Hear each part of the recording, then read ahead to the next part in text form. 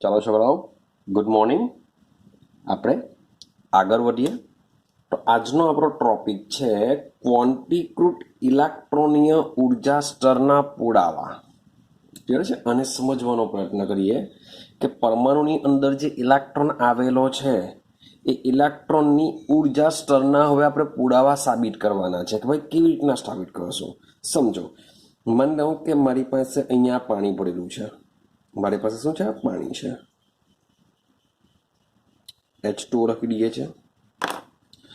તો માની લો કે અહીંયાથી પ્રકાશ આવે છે. આ શું છે? સૂર્યપ્રકાશ છે. આ છે સૂર્યપ્રકાશ. તમને આઈડિયા હશે કે સૂર્યપ્રકાશ જો એક સરખી લીટીમાં ગતિ કરે છે, પણ જેવું પાણીમાં આવશે તો પાણીમાં શું કરશે? થોડુંક વિચલન પામશે. શું કરશે? થોડુંક વિચલન પામશે. Sorry for that. માની લો કે થોડુંક વિચલન પામશે. રેડી? અને ફરી પાછું આ રીતના ગતિ કરશે. તો આ એક હવા માધ્યમ છે. એ સૂર્યનું કિરણ છે એ હવામાં આ રીતના ભાઈ મૂવ કરે છે એક સરખી રીતે. પણ જ્યારે પાણીમાં આવે છે ત્યારે એનો કોણ બદલે છે, એનો વળાંક લે છે, કોણ બદલે છે, અને ફરીથી પાછું હવામાં જ્યારે આવે છે ત્યારે પાછું એક સરખું થાય છે. આટલું ક્લિયર થયું? એનો મતલબ એમ થાય કે જે પ્રકાશ છે એ પ્રકાશની ઝડપ લઈ લો તો પ્રકાશની ઝડપ નો જે આધાર છે એ આધાર શાના ઉપર રહેલો છે? માધ્યમ પર રહેલો છે. કે પ્રકાશ કયા માધ્યમમાંથી પસાર થાય છે? હવામાંથી પસાર થાય છે, પાણીમાંથી પસાર થાય છે, ભાઈ જમીનમાંથી પસાર થાય છે, શૂન્ય અવકાશમાં છે. તો એની જે ઝડપ છે એ ઝડપનો આધાર શાના ઉપર રહેલો છે? માધ્યમ પર રહેલો છે. ક્લિયર છે? તો આને પરિણામે કે જ્યારે પ્રકાશ એક માધ્યમ માંથી બીજા માધ્યમમાં પ્રવેશે છે ત્યારે તે શું કરશે? વક્રીભવન પામે છે. શું કરે છે? વક્રીભવન પામે છે. વક્રીભવનનો મતલબ દેશી ભાષામાં જો વાત કરીએ, પોતાનો કોણ બદલશે. મીન્સ કે હવામાં ઝડપથી ભાગે, પાણીમાં ધીમેથી ભાગે. તો સીધી સિમ્પલ વસ્તુ છે કે હવામાંથી પાણીમાં આવશે ત્યારે એનો જે રસ્તો છે, રસ્તો શું થશે? થોડોક બદલાઈ જશે. એને આપણે શું કહીશું? વક્રીભવન કહીશું. મીન્સ કે આ દિશામાં જતો હશે, પાણીમાં મે બી આ રીતના થઈ જશે, એટલે કે વક્રીભવન પામશે. ક્લિયર થાય છે કઈ? ચાલો. તો આ રીતે પ્રકાશ એક માધ્યમમાંથી બીજા માધ્યમમાં પ્રવેશે છે ત્યારે શું કરશે? વક્રીભવન પામે છે. એટલે કે વક્રીભવન પામેની જગ્યા કહી શકાય કે પોતાના મૂળ માર્ગથી વિચલિત થાય છે. પોતાનો માર્ગ શું કરશે? બદલી નાખશે. ક્લિયર થાય છે? ચાલો હવે સમજો. હવે માની લો કે એકચ્યુઅલી આ સૂર્યપ્રકાશ છે. સૂર્યપ્રકાશનો મતલબ શું થાય? એ સફેદ પ્રકાશ કહેવાય. મેં તમને આગળના વિડીયોમાં સમજાવેલું છે કે જે આ સફેદ પ્રકાશ છે એ સફેદ પ્રકાશ શું હોય છે? 7 રંગોનું મિશ્રણ છે. સૂર્યપ્રકાશ શું છે? 7 રંગોનું મિશ્રણ છે. આ 7 રંગો શું હોય છે? જુદી જુદી તરંગ લંબાઈ ધરાવે છે. જે 7 રંગો છે, 7 રંગો કયા છે આપણા? જાંબલી, નીલો, વાદળી, લીલો, પીળો, નારંગી, રાતો, જાની, વાલી, પીનાર આપણે એને કહીએ છીએ. તો એ જે 7 રંગો છે એ 7 રંગોનું મિશ્રણ એટલે કે આપણો સફેદ પ્રકાશ. આ 7 રંગો છે એ શું કરે છે? જુદી જુદી તરંગ લંબાઈ ધરાવે છે. હવે માન લો કે મારી પાસે આ પ્રિઝમ છે. મારી પાસે શું છે? પ્રિઝમ. હવે જ્યારે માન લો કે મારી પાસે અહીંયા સફેદ પ્રકાશ છે. આ સફેદ પ્રકાશનો સ્ત્રોત છે. તો અહીંયાથી શું થાય છે? સફેદ પ્રકાશ ઉત્પન્ન થાય છે. તો માની લો કે અહીંયાથી હું શું કરું છું? સફેદ પ્રકાશને આના ઉપર આપાત કરું છું. આના ઉપર સફેદ પ્રકાશને આપાત કરું છું.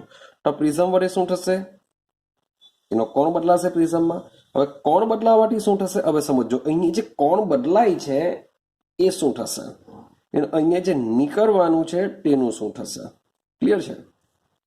તો તમને જરાક કહી રાખું, જા ની વા લી પી ના રા, આ રીતના થશે. આ રીતના દોડી દઉં છું. રેડી? હવે સમજો કે જે આ સફેદ પ્રકાશ છે એ સફેદ પ્રકાશને જ્યારે અહીંથી પ્રિઝમમાંથી પસાર કરવામાં આવશે, એટલે કે સફેદ પ્રકાશનો ટોપાઈ હવામાં મધ્યમ, હવે પ્રિઝમ મધ્યમ આવી ગયું. હવે શું થશે સમજો કે જ્યારે પ્રિઝમમાંથી પસાર કરવામાં આવે છે ત્યારે ટૂંકી તરંગ લંબાઈ વાળા, મીન્સ કે મેં તમને કીધું કે જુદી જુદી તરંગ લંબાઈ ધરાવે છે એની અંદર, તો આ જે 7 રંગો છે, 7 રંગોમાંથી જેની ટૂંકી તરંગ લંબાઈ હશે એ ટૂંકી તરંગ લંબાઈ વાળા વિકિરણ, ટૂંકી તરંગ લંબાઈ વાળું કિરણ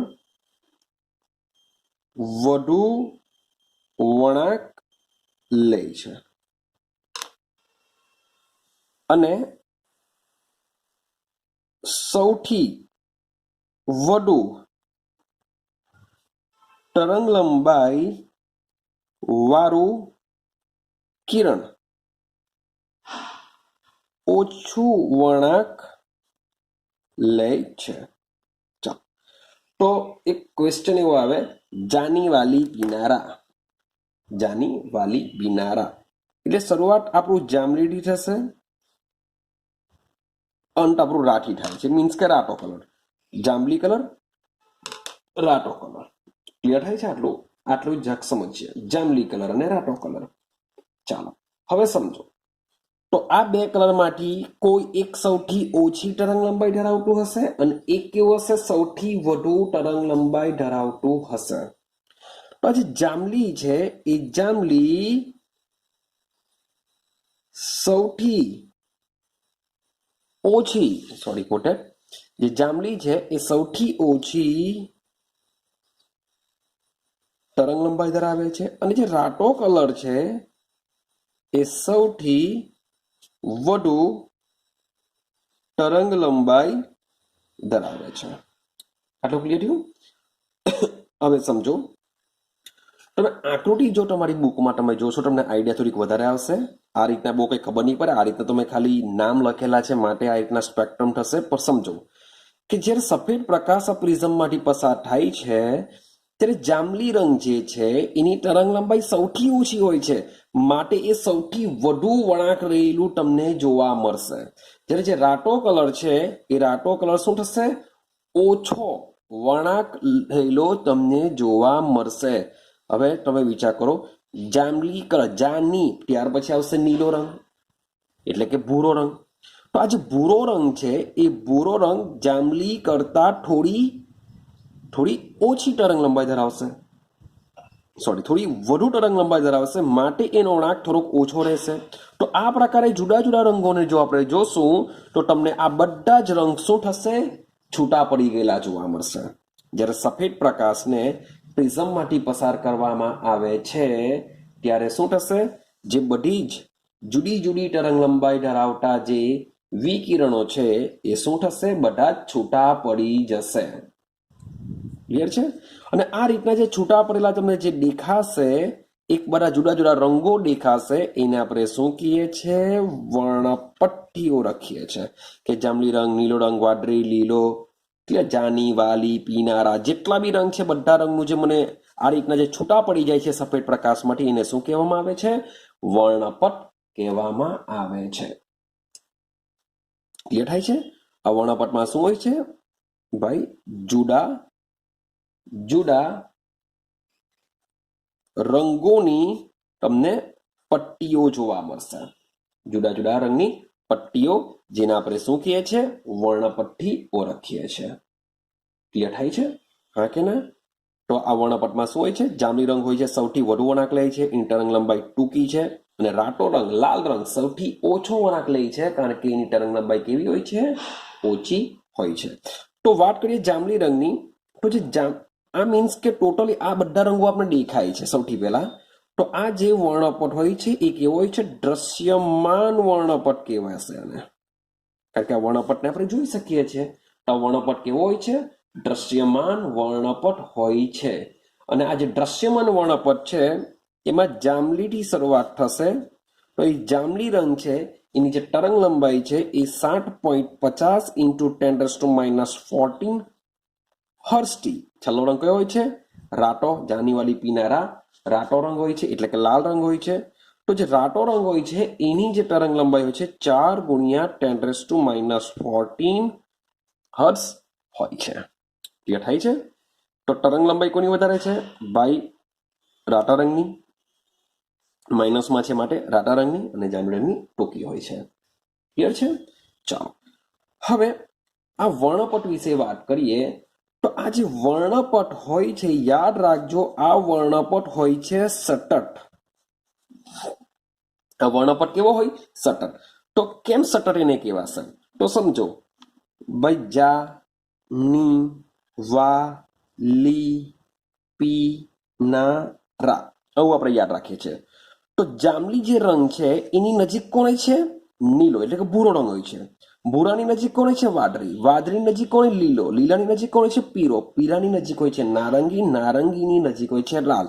આ બધા કલરની વચ્ચે કોઈ ગેપ જોવા મળતી નથી. બધા કલર એકબીજા સાથે જોડાયેલા હોય છે. આ બધા જ કલર એકબીજા સાથે શું હોય છે? જોડાયેલા હોય છે. ને બધા જ કલર એકબીજા સાથે જોડાયેલા હોય છે, વચમાં કોઈ ગેપ જોવા મળતી નથી. માટે આ જે વર્ણપટ છે એને કયો વર્ણપટ કહેવામાં આવે છે? સતત વર્ણપટ કહેવામાં આવે છે. ક્લિયર છે? એટલે કે બધા જ રંગ શું થઈ જાય છે? એકબીજામાં ભળી જાય છે. તમને વચમાં કોઈ પણ ખાલી જગ્યા જોવા મળતી નથી. માટે આ વર્ણપટને કહેશું સતત વર્ણપટ.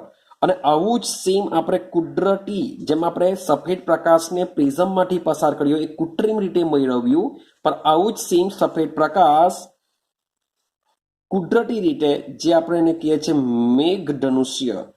મેઘધનુષ્ય. તો મેઘધનુષ્ય જ્યારે રચાય છે, સોરી ફોર ધેટ, મેઘધનુષ્ય. તો જ્યારે મેઘધનુષ્ય રચાય છે ત્યારે આ જ પ્રકારે તમને શું જોવા મળે છે? આવા સતત વર્ણપટ તમને જોવા મળે છે. ક્લિયર થાય છે? હા કે ના? ચાલો બીજી એક વસ્તુ યાદ રાખવા જેવી છે. શું યાદ રાખવા જેવી છે? કે આ જે દ્રશ્યમાન વર્ણપટ છે એ જોવા જાય તો આપણા વિદ્યુત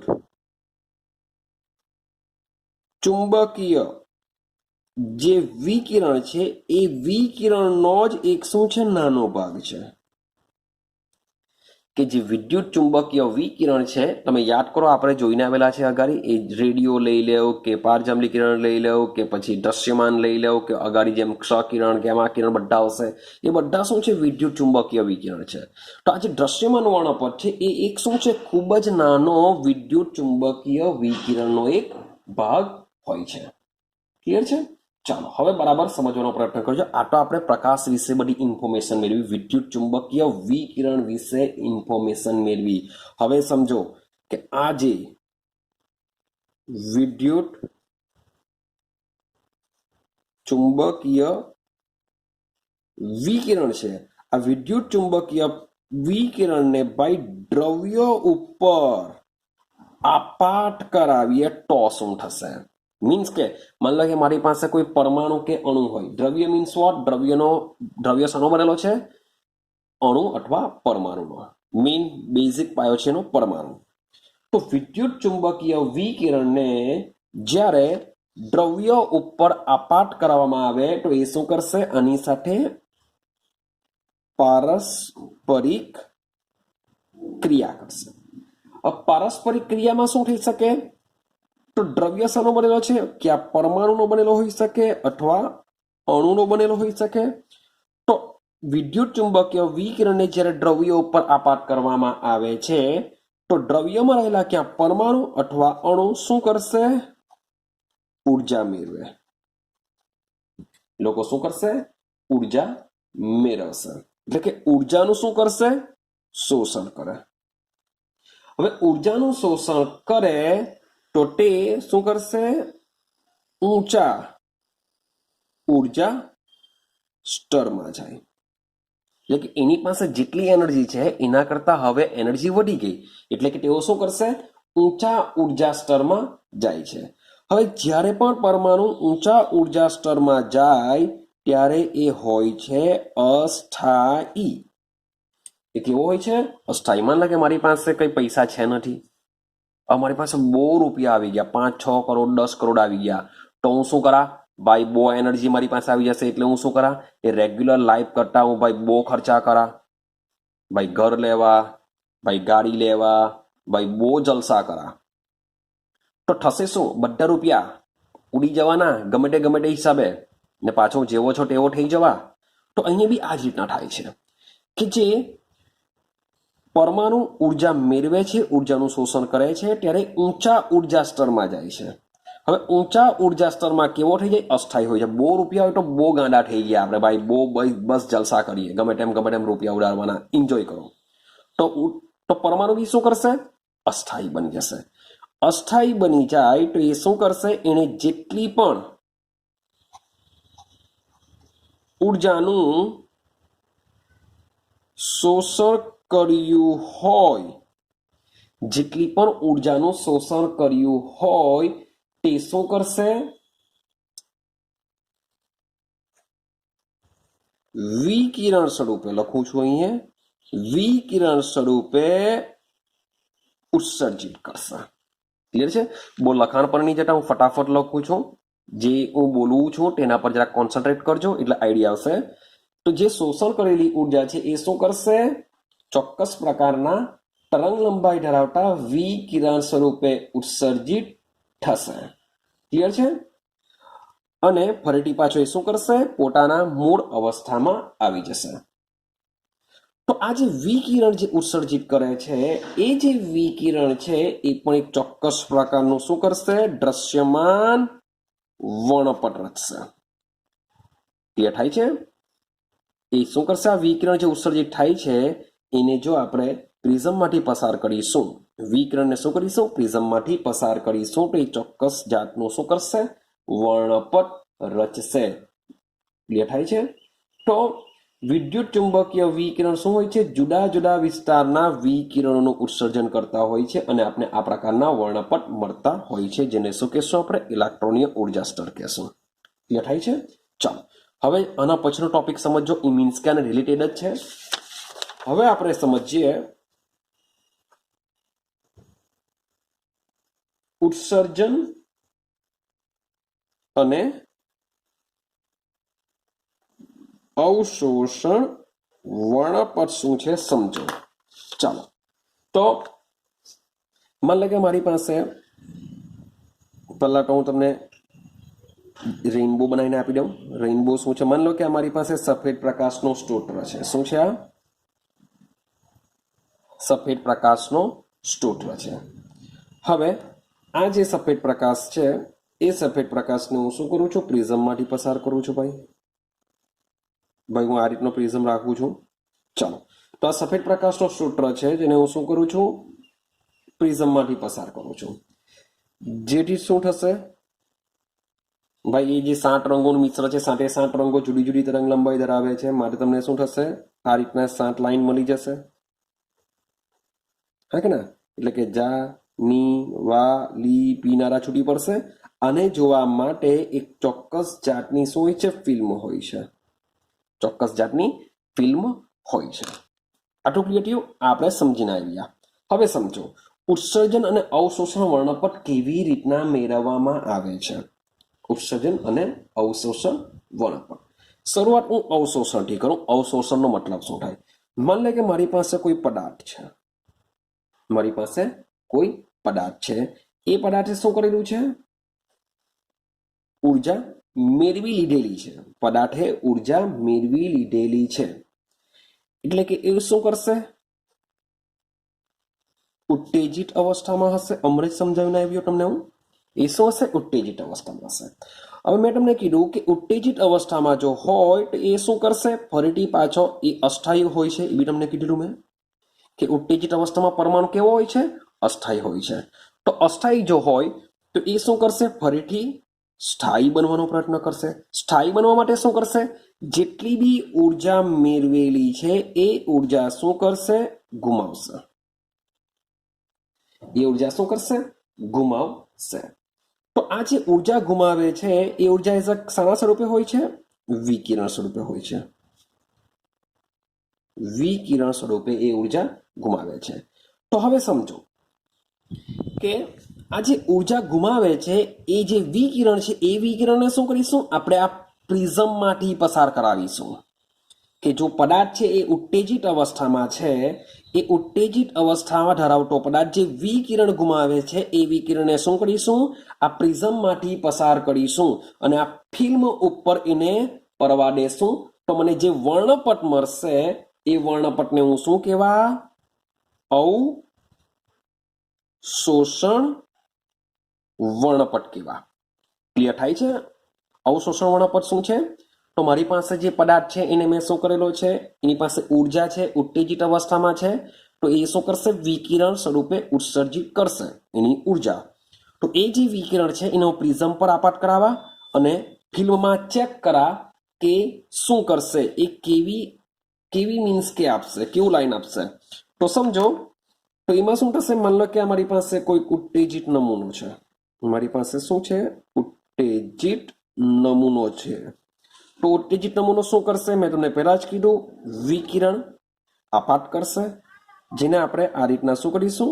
સમજો આ પ્રિઝમ છે, તો પ્રિઝમમાંથી પસાર કરીશું. તો પ્રિઝમમાંથી પસાર થવાથી શું થશે? તો અહીંયા એક ફિલ્મ હશે.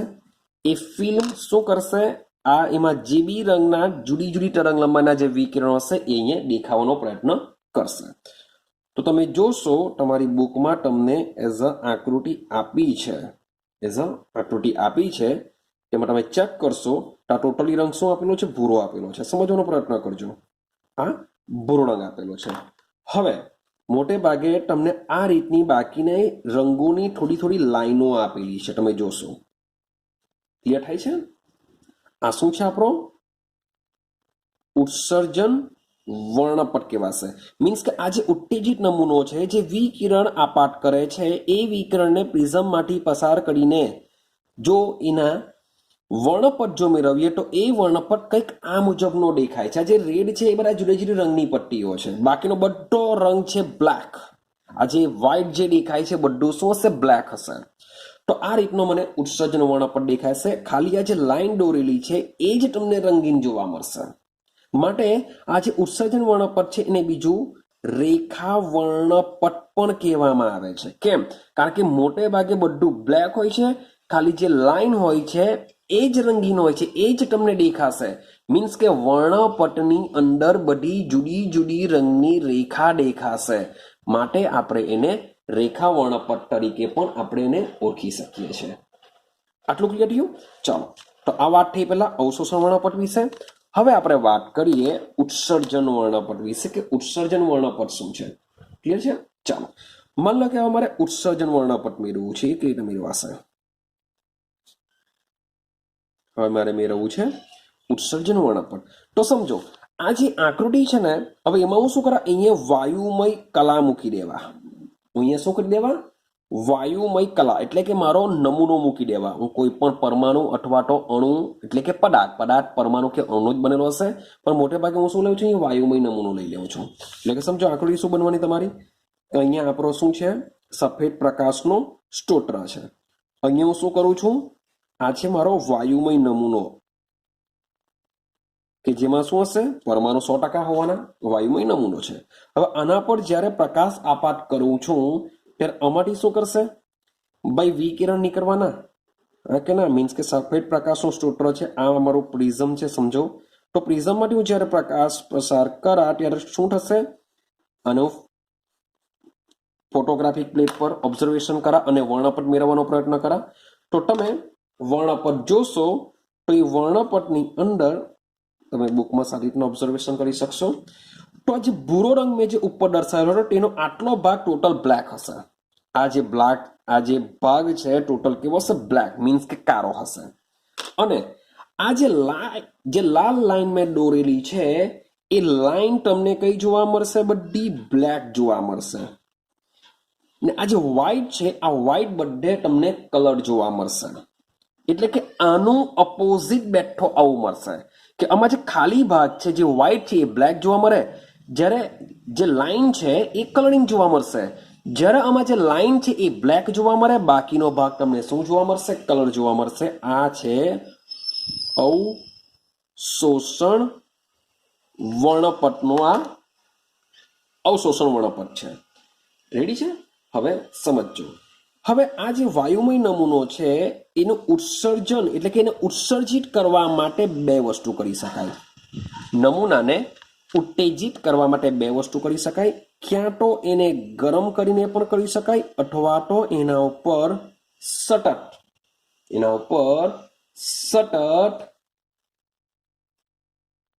વિકિરણનો મારો ચલાવીને પણ તેને ઉત્તેજિત કરી શકાય છે ક્લિયર છે તો આ રીતના આપણે બે આલેખો મળશે પહેલા તો મીન્સ કે જે વર્ણપટ મળશે કેવી રીતના મળશે એ દિમાગમાં હોવું જોઈએ ચલો હવે સમજો હવે આપણે બેની કમ્પેરિઝન કરીએ તો શું છે તો સમજો કે જે અવશોષણ વર્ણપટ છે એ ઉત્સર્જન વર્ણપટની નેગેટિવ છે મેં તમને હમણાં જ વાત કરી શા માટે નેગેટિવ છે તમે આમાં જે આ ખાલી ભાગ જે દેખાય છે બધા કલરવાળા હોય છે ને આમાં જે ખાલી ભાગ હોય છે તે બ્લેક હોય છે આમાં જે રેખા હોય છે તે કલરિંગ હોય છે ને આની જે રેખા હોય છે કેવી છે બ્લેક હોય છે મીન્સ કે આની બેઠું ઓપોઝિટ છે બંને શું છે એકબીજાના ઓપોઝિટ છે માટે જ કહેવામાં આવે છે કે જે અવશોષણ વર્ણપટ છે એ અવશોષણ વર્ણપટ ઉત્સર્જન વર્ણપટની નેગેટિવ છે આટલું ક્લિયર થયું ચાલો હવે જ્યારે આ નમૂનામાંથી સતત રીતે વિકિરણ આપણે પસાર કરતા જઈએ છીએ કારણ કે તો જે ઉત્તેજિત થશે તો જ આપણે વર્ણપટ મળશે તો આ જે સફેદ પ્રકાશનો સ્ત્રોત છે તેમાંથી આપણે શું કરીએ છીએ નમૂનામાંથી સતત રીતે વિકિરણ પસાર કરીએ છીએ હવે આવું જો કરીએ તો શું થાય માન લો કે મારી પાસે નમૂનો છે એ નમૂનામાં હું શું કરું છું સતત વિકિરણ પસાર કરું છું મીન્સ કે ચલો ભાઈ નમૂનો છે ભાઈ વિકિરણ પસાર કરતા જાઓ તો નમૂનો કઈ જોયા થોડો કરશે આ નમૂનો શું કરશે નમૂનો અમાથી આ જે વિકિરણ છે જે સફેદ સ્ત્રોત છે એ જુદી જુદી તરંગ લંબાઈ ધરાવતા શું હોય છે મિશ્ર હોય છે જુદી જુદી તરંગ લંબાઈ ધરાવતા વિકિરણનું મિશ્ર હોય છે તો જ્યારે સફેદ પ્રકાશને એટલે કે સફેદ પ્રકાશના સ્ત્રોતને જ્યારે આ નમૂના ઉપર આપાત કરવામાં આવે છે ત્યારે આ નમૂનો અમુક બધી જ વાત નથી કરતો પણ અમુક તરંગ લંબાઈ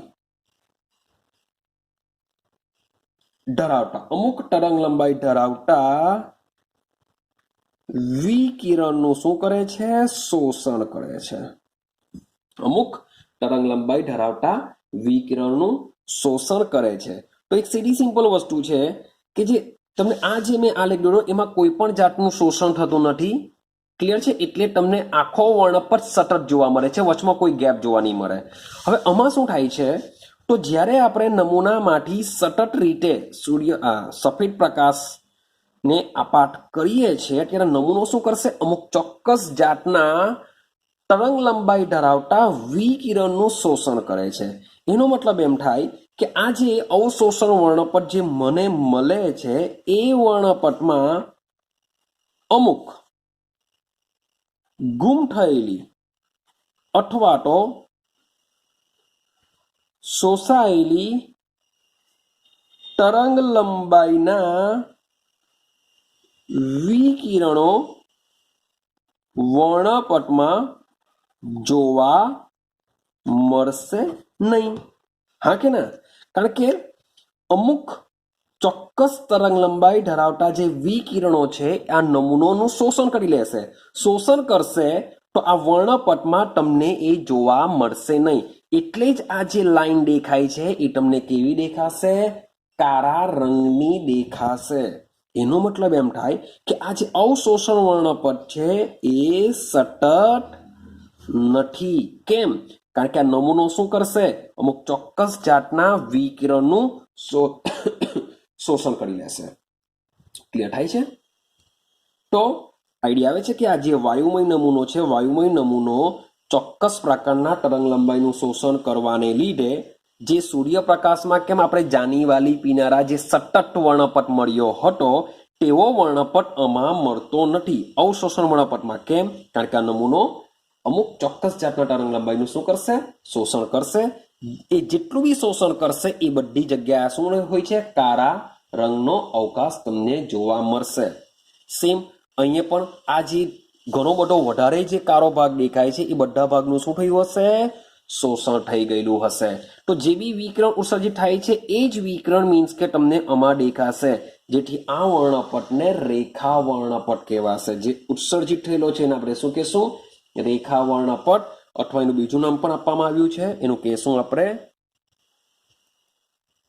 પરમાણ્વીય વર્ણપટ. ક્લિયર થાય છે? એને શું કહેશું? પરમાણ્વીય વર્ણપટથી બી ઓળખવામાં આવે છે. અને તે તેજસ્વી રેખા સ્વરૂપે તમને દેખાશે.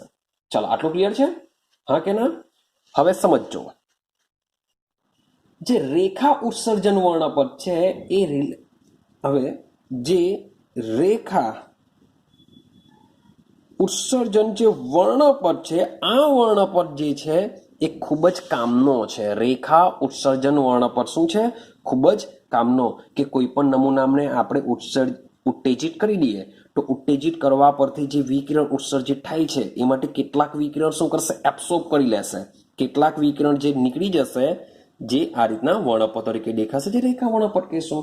તો જે રેખા ઉત્સર્જન વર્ણપટ છે એ પરમાણુની ઇલેક્ટ્રોનીય રચનાને સમજવા માટે ખૂબ જ ઉપયોગી નીવડ્યો, ખૂબ જ રસપ્રદ નીવડ્યો.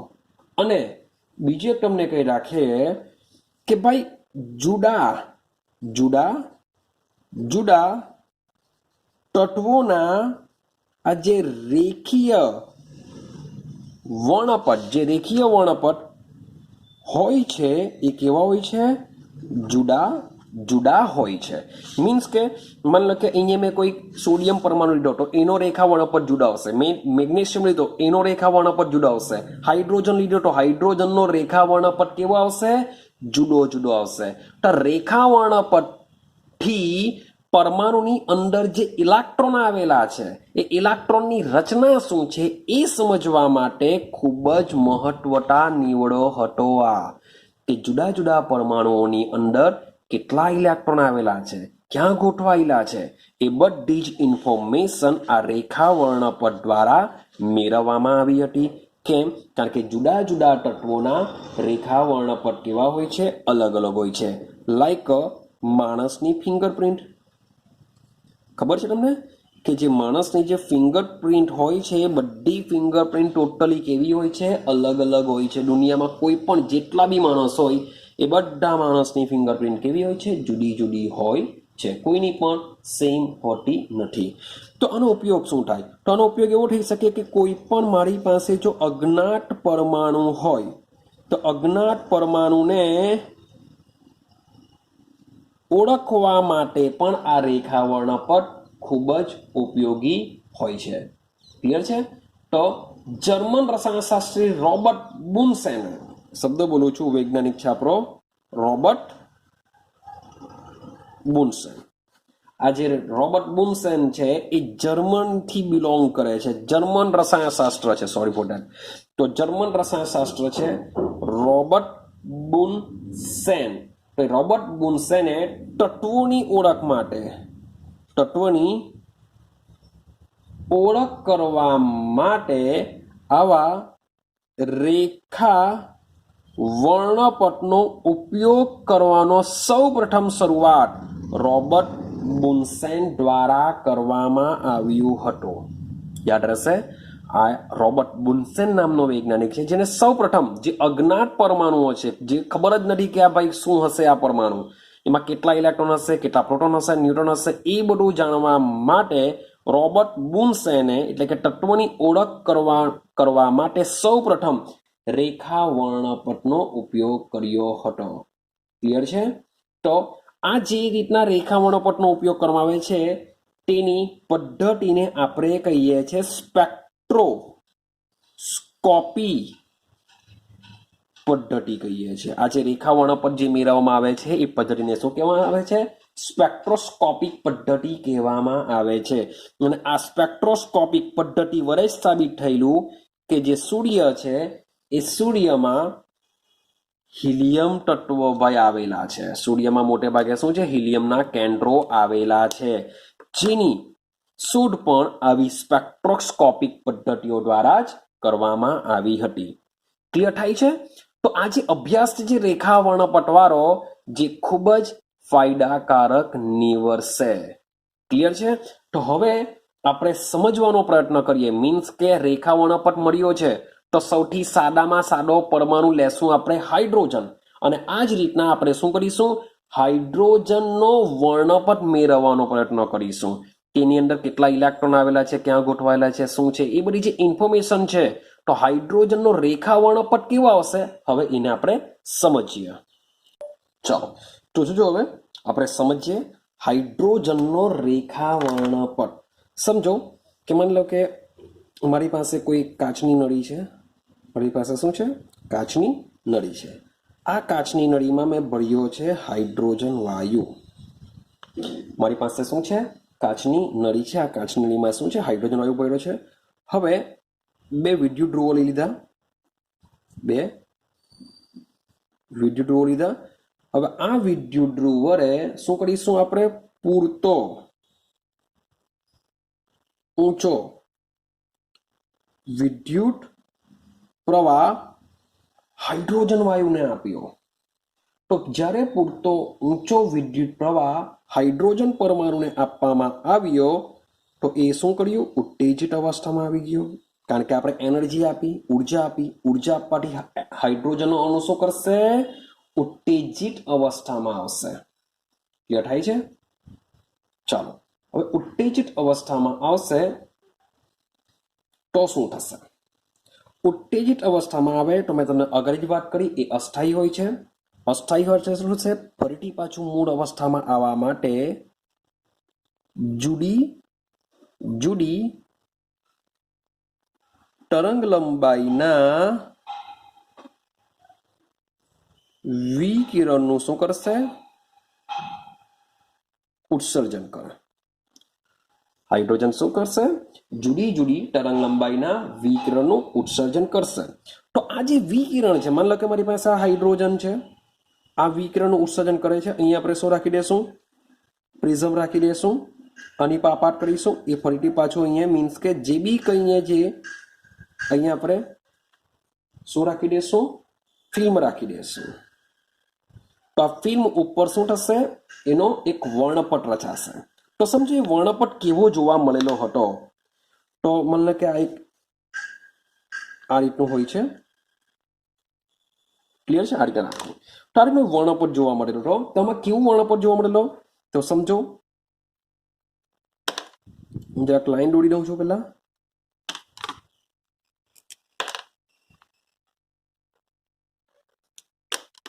ક્લિયર છે?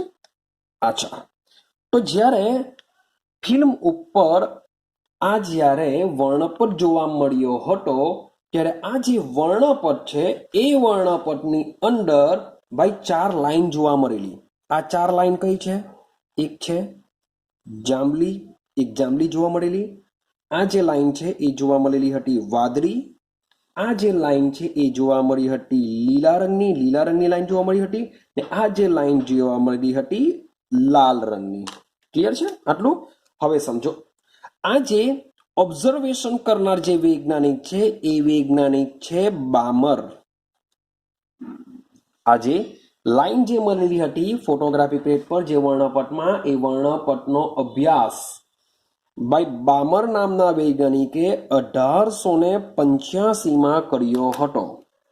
કે ભાઈ હાઇડ્રોજનમાંથી ઉત્તેજિત હાઇડ્રોજન જે જુદી જુદી તરંગ લંબાઈના વિકિરણ ઉત્પન્ન કરે છે એ વિકિરણનું જ્યારે હાઇડ્રોજન વર્ણપટ મેળવવામાં આવ્યું ત્યારે હાઇડ્રોજન વર્ણપટમાં આ મુજબની 4 લાઈન ઓબ્ઝર્વેશન કરનાર સૌપ્રથમ વૈજ્ઞાનિક હતા બામર, કે જેમણે 1885માં પ્રાયોગિક અવલોકન દ્વારા આ રેખાઓને મેળવી હતી. ક્લિયર છે? ચાલો હવે આ રેખાઓ પરથી, આ રેખાઓ ભાઈ જુદી જુદી તરંગ લંબાઈ ધરાવતી હશે, તો એને આધારે એમણે તરંગ લંબાઈ અથવા તો એની સંખ્યા મીન્સ કે 4 છે તો એની સંખ્યા માટે એક સૂત્ર આપ્યું. આ તરંગ લંબાઈની સંખ્યા માટેનું સૂત્ર છે. તો તરંગ સંખ્યા ઇઝ ઇક્વલ ટુ 109 અલ્પવિરામ 677 બ્રેકેટમાં 1/2 square minus 1/n square centimetre inverse, આ મુજબનું સૂત્ર આપ્યું. જ્યાં n ની વાત કરીએ તો જ્યાં n બરાબર હોય છે પૂર્ણાંક સંખ્યા અને તેની જે વેલ્યુ હોય છે n ની value 3, 4, 5 up to so on હોઈ શકે. ક્લિયર છે? હવે આને સમજવાનો પ્રયત્ન કરજો કે શું કહેવા માંગે છે. મીન્સ કે જે જાંબલી છે એ જાંબલી રંગની તરંગ લંબાઈ કેટલી હશે? તો તરંગ લંબાઈ જાણવા માટે આપણે શું કરીશું? આ જે સૂત્ર છે સૂત્રની અંદર આપણે મૂકી દેશું 3. જાંબલી માટે 3 મૂકીશું. શું મૂકીશું? જાંબલી માટે 3. તો મીન્સ કે અહીંયા જે 3 મૂકીશું તો એની વેલ્યુ મને મળી જશે, એની તરંગ લંબાઈ મળી જશે. ભાઈ વાદળી માટે મૂકીશું 4, સેમ લીલા માટે મૂકીશું 5, સેમ લાલ માટે મૂકીશું 6. તો એની જગ્યાએ આ રીતના ક્રમ મૂકતા જશું તો મને તરંગ લંબાઈ આ જુદા જુદા રંગોની મળી જશે. તો શોધ કોણે કરેલી હતી? બામર નામના વૈજ્ઞાનિકે કરી હતી. હવે એક મજાનું ઇન્ટરેસ્ટિંગ વાત તમને કહું, સમજો. તો આ જે મેં જે 4 લાઈન જે દોરેલી છે એ કયા વિસ્તારમાં હોય છે? દ્રશ્યમાન વિસ્તારમાં હોય છે. દ્રશ્યમાન વિસ્તારનો મતલબ શું થાય? કે બામણ આ લાઈનને ઇઝીલી જોઈ શકતો હતો, પરંતુ પાછળથી ઘણા બધા અભ્યાસો થયા અને હજુ પણ વધુ લાઈનો જોવા મળી. પણ એ દ્રશ્યમાનમાં નહીં હતી, પણ ઘણા બધા ઇન્સ્ટ્રુમેન્ટ, ઘણા બધા સાધનો દ્વારા નક્કી કરવામાં આવ્યું કે દ્રશ્યમાન પછી પણ ઘણી બધી લાઈનો આ રીતના જોવા મળતી હતી. મીન્સ કે એમ દેખાશે નહીં, પણ પ્રયોગો દ્વારા સાબિત થયું. તો આ દ્રશ્યમાન વિસ્તારની હતી, પણ આ જે લાઈન દોરું છું એ લાઈન હતી પારજાંબલી વિસ્તારમાં. ને આ પારજાંબલી વિસ્તારમાં શોધ કરનાર વૈજ્ઞાનિક હતા લાયમન નામના વૈજ્ઞાનિક હતા. તો બામણ શ્રેણીની શોધ થયા બાદ થોડા વખત પછી હાઇડ્રોજન વર્ણપટની અંદર આવી ન દેખાતી રેખાઓનો બી અભ્યાસ થયો કે ભાઈ આવી રેખાઓ આવેલી હોય છે, પારજાંબલીમાં આવેલી હોય છે, જેને આપણે જોઈ શકતા નથી. તો આ શોધ કરનાર વૈજ્ઞાનિક કોણ હતા? લાયમન હતા. ક્લિયર થાય છે? એ જ પ્રમાણે અન્ય વૈજ્ઞાનિકો દ્વારા પણ, બીજા જુદા જુદા વૈજ્ઞાનિકો દ્વારા પણ આ પારજાંબલી, દ્રશ્યમાન, એ જ પ્રમાણે આવી જુદી જુદી રેખાઓનો અભ્યાસ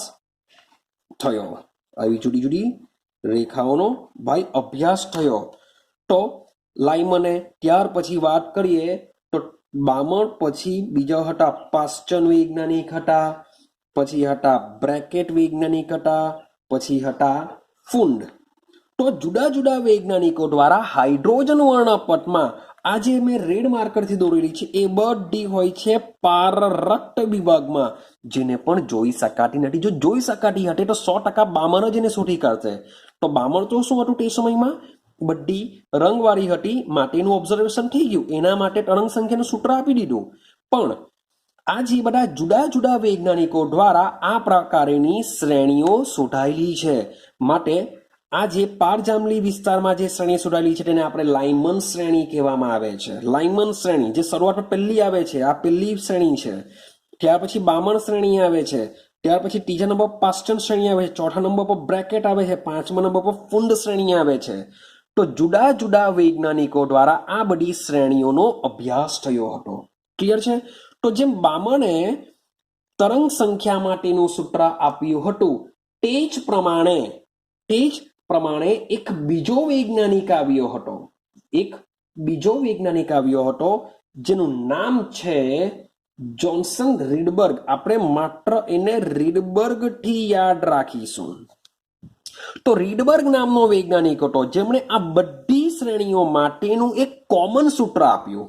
એકચ્યુઅલી જુદા જુદા વિસ્તારમાં આવેલી છે બધી શ્રેણીઓ, તેમ છતાં પણ રીડબર્ગ નામના વૈજ્ઞાનિકે શું કર્યું? આ બધી જ શ્રેણીઓ માટે એક કોમન સૂત્ર આપ્યું. એ કોમન સૂત્ર શું છે તો સમજો. રીડબર્ગે કીધું કે તરંગ સંખ્યા જાણવા માટે 109677 મીન્સ કે ઉપયોગ તો લાઇમન શ્રેણી પરથી જ કરેલો છે. અને સૂત્ર શું આપ્યું? 1/n1² જો આ બરાબર સમજો, 1/n1² -1/n2². આ સૂત્ર આપ્યું. આનો એકમ બી કયો છે? સેન્ટીમીટર. મીન્સ કે તરંગ સંખ્યાનો એકમ સેન્ટીમીટર ઇનવર્સ હોય છે. તો રીડબર્ગ નામના વૈજ્ઞાનિકે આ બધી જ શ્રેણીઓ માટે એક કોમન સૂત્ર આપી દીધું. એ કોમન સૂત્ર શું છે? V બાર બરાબર 109,677 બ્રેકેટમાં 1/n1² -1/n2². હવે સમજો આ n1 શું છે? n1 ની વેલ્યુ આવશે 1 2 3 4 અપ ટુ કન્ટિન્યુ આવશે. મીન્સ કે હજુ બી કઈ નક્કી નહીં કહેવાય કે જે વર્ણપદથી મે બી હજુ પણ રેખા હોઈ શકે, પણ હજુ સુધી કોઈ રેખા શોધાઈ નથી, માટે આટલા સુધી સીમિત છે, માટે અહીંયા કન્ટિન્યુઅસ આવી રીતના લખેલું છે. અને જે n2 ની જે વેલ્યુ હોય છે, n2 ની value n1 plus 1 n1 plus 2 n1 plus 3 so on હોય છે. મીન્સ કે n1 બરાબર જો 1 હોય તો n2 ની વેલ્યુ ક્યાંથી શરૂઆત થાય? 2 થી શરૂઆત થશે. તમને એક બુકમાં એક એ આપેલું છે, શ્રેણી આપેલી છે. આપણે બી બનાવવાનો પ્રયત્ન કરીએ. ચાલો બનાવી દઈએ આપણે શ્રેણી મેં તમને પહેલા જ કીધું કે ક્રમશઃ આપણે નામ યાદ રાખીશું. પહેલી શ્રેણી કઈ છે આપણી? લાઇમન શ્રેણી. કારણ કે એ કયા વિસ્તારમાં પડે છે તે બી યાદ રાખીશું. અહીંયા લખી દઈએ કે વર્ણપટનો વિસ્તાર શું છે. તો વાત કરીએ જે વર્ણપટનો વિસ્તાર છે, એ વિસ્તાર શું છે? પારજાંબલી વિસ્તાર છે. ક્લિયર છે? કારણ કે એ જે રેખાઓ છે એ પારજાંબલી વિસ્તારમાંથી લાઇમને શોધેલી હતી, માટે લાઇમન શ્રેણી. અહીંયા લખીશું n1 ની વેલ્યુ, અહીંયા લખીશું n2 ની વેલ્યુ. હવે લાઇમન શ્રેણી કયા નંબર પર આવે છે? પહેલા નંબર પર આવે છે, એટલે n1 બરાબર 1 યાદ રાખીશું. તો n2 ની વેલ્યુ શું હોઈ શકે? 2 3 4 સો આવી શકે. મીન્સ કે જે પહેલી જે રેખા છે એ પહેલી રેખા માટે n2 બરાબર 2 લેવું પડે, બીજી રેખા માટે n2 બરાબર 3 લેવા પડે, ત્રીજી રેખા, ચોથી રેખા, સો ઓન આપણે 2 3 4 લેતા જશું. ક્લિયર? લાઇમન શ્રેણી માટે n1 બરાબર 1 લેશું, n2 બરાબર લાઇમન શ્રેણી જે પહેલી રેખાની જો તમારે આવૃત્તિ ચેક કરવી હોય તો એ આવૃત્તિ ચેક કરવા માટે શું કરીશું? આપણે પહેલી રેખા માટે 2 મૂકી દેજો, બીજી રેખા માટે 3 મૂકો, ત્રીજી રેખા માટે 4 મૂકી દેવાનું. એ રીતના સો ઓન જશે. આઈડિયા આવે છે? ચાલો સેમ વસ્તુ વાત કરીએ. બામણ શ્રેણીની વાત કરીએ. બામણ શ્રેણી માટે n1 મીન્સ કે આમાં 2 મૂકી દેવું અને n2 બરાબર 3 4 5 સો ઓન કન્ટિન્યુ મૂકતા જાવ. સેમ આજ બેઠું સૂત્ર મૂકવાનું. જો અહીંયા n બરાબર 3 4 5 જ લખેલા છે. ક્લિયર થાય છે? તો જે જાંબલી રંગ છે, જાંબલી રંગ માટે તમારે અહીં આવૃત્તિ શોધવી હોય તો અહીંયા n1 બરાબર માટે તો ફિક્સ થઈ ગયું 2. પછી n2 છે, n2 માટે જે જાંબલી માટે 3 મૂકો, વાદળી માટે 4 મૂકો, લીલા માટે 5 મૂકો અને લાલ રંગ માટે 6 મૂકો. તો આ રેખાની તમને શું મળી જશે? આવૃત્તિ મળી જશે. ને આ જે રેખા છે એ બધી કયા વિભાગમાં છે? દ્રશ્યમાન વિભાગમાં છે, જેથી તમે એને શું કરી શકો છો? ઓબ્ઝર્વેશન કરી શકાય છે. ચાલો સેમ વસ્તુ લાઇમન, બામણ. પછી વાત કરીએ પ્રાશ્ચન શ્રેણી. તો જે પ્રાશ્ચન શ્રેણી છે એ ત્રીજા નંબરની જે શ્રેણી છે 3 છે, એ તો અહીંયા શરૂઆત કરીશું 4 5 6. સેમ આ હોય છે પારરક્ત વિભાગમાં હોય છે. ચલો પ્રાશ્ચન પછી જઈએ. બ્રેકેટ એ 4 નંબરની શ્રેણી છે, માટે 5 6 7 16 આ રીતના આવશે. આ બી સેમ પારક્ત. અને લાસ્ટમાં લાસ્ટ ફુંડ સુધી શ્રેણી શોધાયેલી છે, તો એ 5મા નંબર પર n1 બરાબર 5 મૂકીશું અને એની જે રેખાઓ છે 6 7 8 16 આપણે આ રીતના મૂકતા જશું. આ બી શું હોય છે? પારરક્ત વિભાગમાં હોય છે. ક્લિયર થાય છે? તો આ જે વર્ણપટ જે શોધાયેલો છે એ વર્ણપટ કોના માટે છે? વિચારો, આ જે બી વર્ણપટ જે શોધાયો છે કોના માટે છે? માત્ર હાઇડ્રોજન માટે.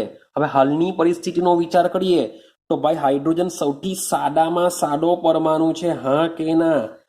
સાદામાં સાદો શું છે? પરમાણુ છે. જે આપને હમણાં ખબર છે કે Z બરાબર 1 છે, એટલે કે એમાં ઇલેક્ટ્રોનની સંખ્યા કેટલી આવવાની? એક જ આવવાની. પર તમે વિચાર કરો, હાઇડ્રોજન સિવાયના તત્વોની વાત કરીએ. માન લો કે જેમ જેમ આપણે પરમાણુ ક્રમાંકમાં નીચે તરફ જશું તેમ તેમ આવશે ભારે પરમાણુ. તો વિચાર કરો, આવા ભારે પરમાણુના જે રેખા વર્ણપટ હોય છે એ વિચારો કેટલા જટિલ હશે. જો હાઇડ્રોજન માટે જ જો આટલો જટિલ છે તો બીજા બધા પરમાણુ માટે કેટલા જટિલ હશે. ક્લિયર છે? તો બહુ બધા પરમાણુ વિશે આપણે ડિસ્કશન નથી કરવાનું, આપણે માત્ર હાઇડ્રોજન માટે જ આટલું યાદ રાખીશું. હવે સમજો, આ જે બધી રેખાઓ છે, જે બધી શ્રેણીઓ છે, આપણે શ્રેણી બી કહી શકીએ, આપણે રેખાઓથી ઓળખીએ. તો આ જે બધી રેખાઓ છે તેમાં કેટલીક ખાસિયત છે, કેટલીક સિમિલારિટી છે, કેટલીક ખાસિયત છે જે બધામાં જ જોવા મળતી હોય છે. તો કેટલીક ખાસિયત રહેલી હોય છે. તો પેલો પોઈન્ટ છે કે જુદા કોઈ પણ તત્વો માટે, એટલે કે તત્વો માટે જે રેખા હોય છે એ ચોક્કસ હોય છે. જુદું તત્વ લેવામાં આવે તો રેખા બદલાઈ જશે. મેં તમને આગળ બી વાત કરેલી છે કે જુદા જુદા તત્વો માટે રેખા વર્ણપટ જુદો જુદો હોય છે. તો આ જે રેખા વર્ણપટ છે એ તત્વો માટે કેવો હોય છે? અદ્વિતીય હોય છે. મીન્સ કે એના જેવો કોઈ બીજો હોઈ શકે નહીં. હવે હાઇડ્રોજન રેખા વર્ણપટ માટે આ જે રેખા વર્ણપટ મેળવો એવો જ વર્ણપટ અન્ય કોઈ તત્વ માટે હોતો નથી. મીન્સ કે તત્વ માટેનું જે રેખા વર્ણપટ હોય છે એ કેવો હોય છે? અદ્વિતીય હોય છે. ક્લિયર થાય છે? ચાલો વાત બીજી કરીએ કે બીજી શું તમને જોવા મળી શકે. હવે દરેક તત્વના રેખા વર્ણપટમાં એક પ્રકારની નિયમિતતા જોવા મળે છે. દરેક તત્વના રેખા વર્ણપટમાં શું જોવા મળે છે? નિયમિતતા જોવા મળે છે. હું એમ નથી કીધું કે સરખા હશે, પણ શું જોવા મળે છે? નિયમિતતા જોવા મળે છે. તો નિયમિતતા જોવા મળતો હોવાને લીધે શું આપને વિચાર આવે કે એક સરખો નિયમિતતા છે તો શું એ લોકોની ઇલેક્ટ્રોનીય રચના, કે જે ઇલેક્ટ્રોનની જે રચના છે, શું એની સાથે કંઈ લાગતું ઓળખતું હશે તો જ રેખા વર્ણપટ મે બી નિયમિત જોવા મળે? તો આ એક ક્વેશ્ચન ઉભો થયો વૈજ્ઞાનિકોના દિમાગમાં કે જે રેખા વર્ણપટ છે એમાં બધા જ તત્વોની રેખા વર્ણપટમાં એક નિયમિતતા છે. જો એક નિયમિતતા હોય તો શું એની ઇલેક્ટ્રોનીય રચનાને લાગતું ઓળખતું હશે? તો એના પરથી હવે આપણે સમજવાનો પ્રયત્ન કરીશું તત્વોની ઇલેક્ટ્રોનની રચના. ને આ રેખા વર્ણપટ પરથી તત્વોની જે ઇલેક્ટ્રોનીય રચના છે એને સમજવા માટેનો એક માર્ગ પૂરો પાડેલો હતો. ક્લિયર છે? તો આપણે બહુ વધારે પડતું ડિટેલમાં નથી જવાનું. આપણે જે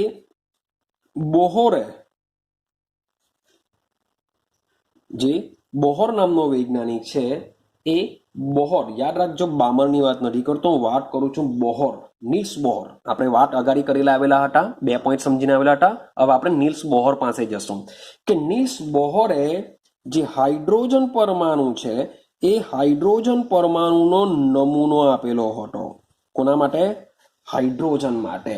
તો નેક્સ્ટ વિડીયોમાં આપણે આને સમજવાનો પ્રયત્ન કરશું કે બોહરે, કારણ કે આપણે કોને કોને જોઈને આવ્યા?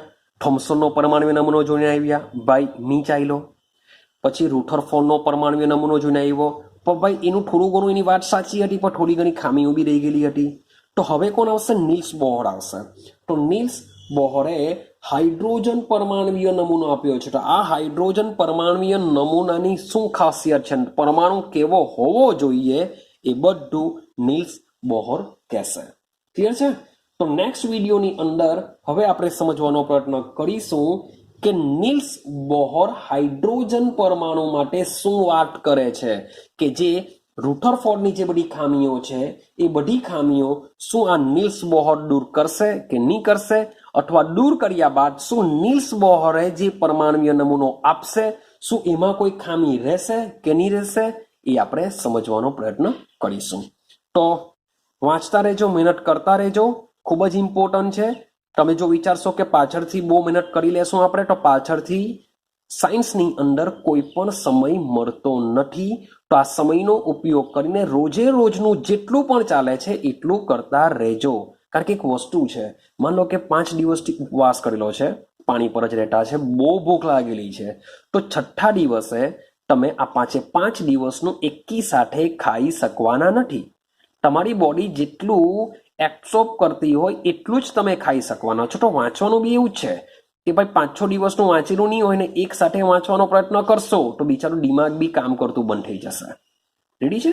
તો જેટલું બી ચાલે છે એટલું રોજે રોજનું કરતા રહેવું જોઈએ, વારંવાર રિપીટેશન કરતા રહેવું જોઈએ, જેથી તમારું જે વાંચેલું છે એ યોગ્ય દિમાગમાં ફિટ થઈ જશે. ક્લિયર છે? કારણ કે દિમાગ બી 2 ભાગ આવશે આપણું, નાનું મગજ, મોટું મગજ. તો જે આપણે રટ્ટા મારે છે, જે બધું ગોખીએ છે તે બધું નાના મગજમાં ફિક્સ થતું હોય છે, જે ટેમ્પરરી હોય છે, થોડાક દિવસ માટેનું હોય છે. પણ મોટા મગજની અંદર એ બધી વસ્તુ જ્યારે આપણે ફિક્સ કરીએ છીએ, સમજીએ, જે બી વસ્તુ આપણે સમજીશું એ સમજેલું બધું ક્યાં ફિક્સ થાય છે? મોટા દિમાગમાં ફિક્સ થાય છે, જે તમને લોંગ સમય માટે યાદ રહેતું હોય છે. તો આઈ હોપ સો કે તમે પ્રિપેરેશન સારું એવું કરતા જાઓ, સાયન્સની અંદર સારું એવું રિઝલ્ટ લાવો અને સારું ફ્યુચર બનાવો. બસ એવા જ તમને મારા આશીર્વાદ. માટે પ્રિપેરેશન કરતા રહેજો. ક્લિયર છે? તો નેક્સ્ટ વિડીયોમાં આપણે નિલ્સ બોહર સાથે મળીશું.